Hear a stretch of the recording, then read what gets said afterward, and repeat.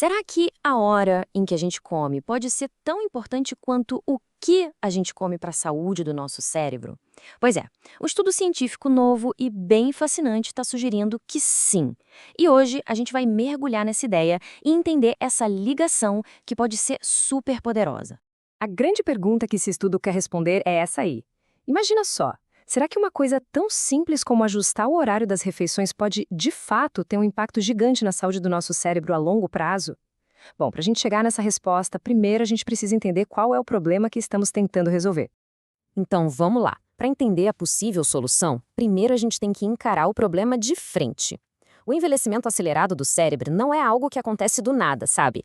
Na maioria das vezes, ele está ligado a uma série de problemas de saúde que, infelizmente, afetam milhões de pessoas no mundo todo. E esses problemas têm nome. É a chamada síndrome metabólica. Pensa nela não como uma doença única, mas como um combo bem perigoso de fatores de risco. E como a gente vai ver daqui a pouco, essa condição, que é uma preocupação de saúde global, tem uma conexão direta e, olha, bem alarmante com a saúde do nosso cérebro. E é aqui que a coisa fica séria de verdade. A síndrome metabólica não afeta só o corpo. Ela está diretamente ligada a um cérebro que envelhece mais rápido e a um risco maior de doenças devastadoras como Alzheimer e Parkinson. O estudo mostra que ela pode até causar um dano físico, diminuindo o volume de áreas super importantes do cérebro. Ok, mas como é que os cientistas medem esse envelhecimento?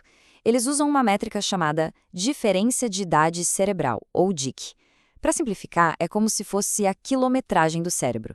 Se a idade que os exames prevêem para o seu cérebro é maior do que a sua idade de verdade, isso é um sinal de alerta de que ele está envelhecendo mais rápido do que deveria. Certo, o problema é bem complexo. Mas e a solução? É aí que a história fica muito interessante.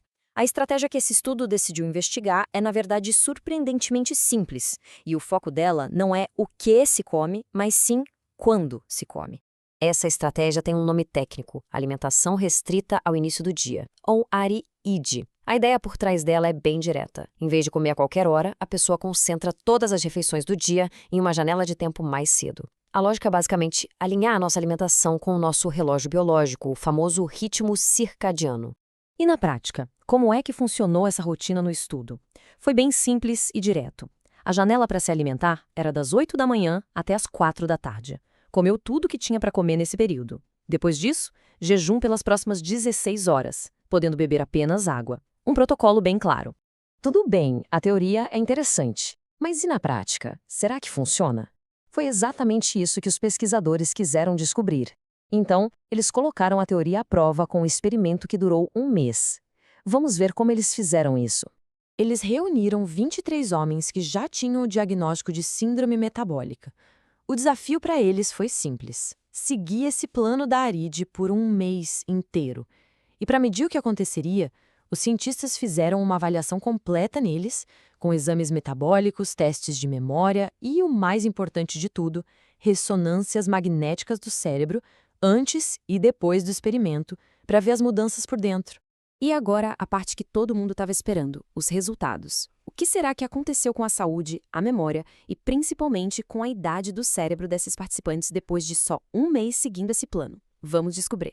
Primeiro, vamos falar da saúde geral do corpo. E olha, os resultados aqui já foram bem impressionantes. Os participantes perderam peso, o índice de massa corporal deles diminuiu e até os níveis de açúcar no sangue caíram. Isso por si só já mostra que a intervenção teve um impacto super positivo no corpo, o que, claro, já cria um ambiente muito mais saudável para o cérebro também.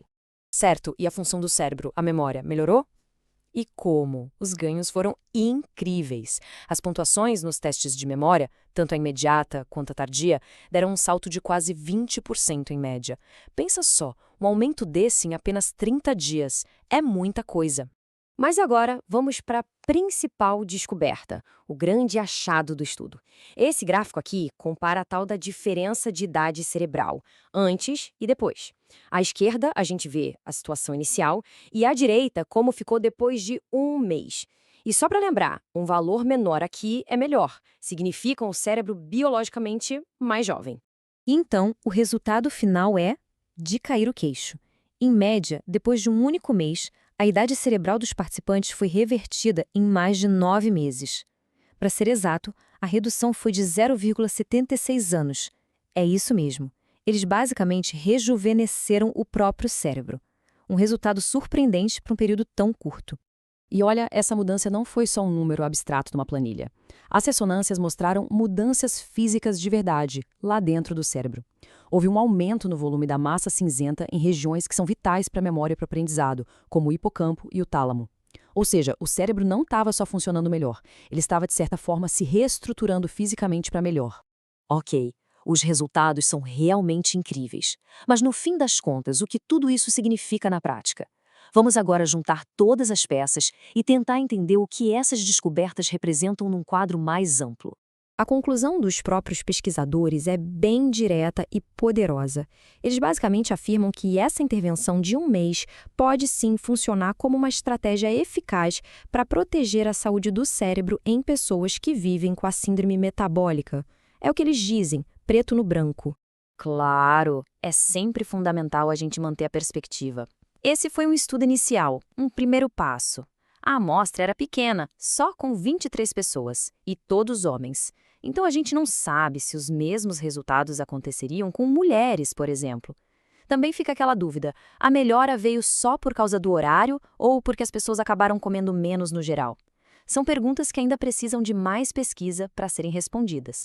E tudo isso nos deixa com uma pergunta final para a gente refletir. Mesmo sendo um estudo preliminar, essa pesquisa abre uma porta fascinante. Ela sugere que, talvez, o quando a gente come pode ser tão crucial quanto o que a gente come para a saúde do cérebro. Uma ideia aparentemente simples, mas com um potencial imenso que pode mudar a maneira como a gente encara a alimentação e o envelhecimento. Fica aí a reflexão.